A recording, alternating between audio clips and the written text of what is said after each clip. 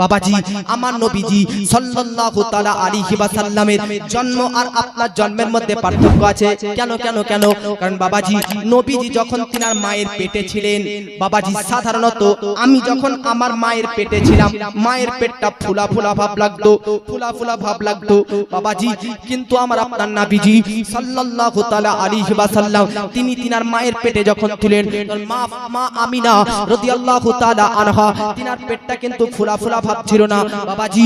সাধারণত মায়ের পেটে যখন বাচ্চা আসে নানান ধরনের ব্রাদার চিকিৎসা করতে হয়, নানান ধরনের টেস্ট নিতে হয়, নানান ধরনের ওষুধ খাওয়াতে হয়। কখনো পেটের ব্যথা বাড়ে, কখনো পেটের ব্যথা কমে, কখনো পেট মুচড়ে উঠে বাবাজি। নবীজি সাল্লাল্লাহু তাআলা আলাইহি ওয়াসাল্লাম তিনার মায়ের গর্ভে যখন ছিলেন, মা আমিনা বলতেছে আমার পেটে কোনো রকমের আঘাত হয়নি, কোনো রকমের যন্ত্রণা হয়নি, কোনো রকমের ব্যথা হয়নি, কোনো রকমের আঘাত হয়নি বাবাজি। নরমাল ভাবে বাচ্চা না থাকলে যেমন পেটটা লাগে, বাচ্চা না থাকলে যেমন পেটে কোনো যন্ত্রণা থাকে না, ঠিক মা আমিনার পেটে নবীজি থাকার সত্ত্বেও সেই রকম ব্রাদার মা আমিনা অনুভব করতে।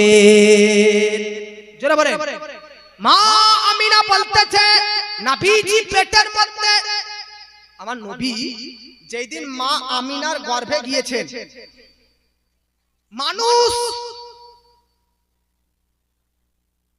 সরাসরি মাটি দিয়ে তৈরি নয়, সরাসরি মাটি তৈরি আমরা কেউ মাটি সরাসরি মাটি দিয়ে তৈরি নয়, বীর্য থেকে তৈরি, নুতফা থেকে তৈরি। মায়েদের ডিম্বাণু আর পুরুষদের শুক্রাণু দুটোর সংস্পর্শে বাচ্চাদানি থেকে আমাদের অস্তিত্ব তৈরি হয়। তাহলে আমরা বীর্য নাপাক, রক্ত নাপাক, বীর্য নাপাক, নুতফা, ডিম্বাণু, শুক্রাণু এদিক থেকে তৈরি। কিন্তু আমার আপনার নবীজি সাল্লাল্লাহু তাআলা আলাইহি ওয়াসাল্লাম তিনি না ডিম্বাণু, না শুক্রাণু, না বীর্য, না নুতফা, আমার আপনার নবী নূর থেকে তৈরি। জোরে বলুন সুবহানাল্লাহ। আর মহব্বত বলুন সুবহানাল্লাহ। अब এটা দলিল কি? আল্লাহ পাক বাবাজি কুরআনের মধ্যে বলেছে কদ জাআকুম মিনাল্লাহি নূরুন ওয়া কিতাবুম মুবিন। জোরে বলুন সুবহানাল্লাহ।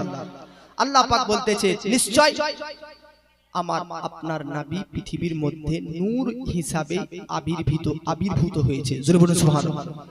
আমার নবীজি নূর, এই যে সূরা কোরআনের মধ্যে এই যে নূর শব্দটা এসেছে, এই নূর বলতে যত তাফসীর আছে সমস্ত তাফসীর কারকদের ঐক্য, সমস্ত তাফসীর কারকদের একটাই মত যে কোরআনের মধ্যে কদ জাআকুম মিনাল্লাহি নূর, এই নূর বলতে নবীকে বোঝানো হয়েছে, আর কিতাব বলতে কোরআন শরীফকে বোঝানো হয়েছে। জোরে বলুন সুবহানাল্লাহ। তাহলে আমার নবীজি তিনার মায়ের পেটে ছিলেন যখন, আর আমরাও যেভাবে থাকি দুটোর মধ্যে পার্থক্য আছে কি নাই? জোরে বলেন হ্যাঁ না বাবাজি।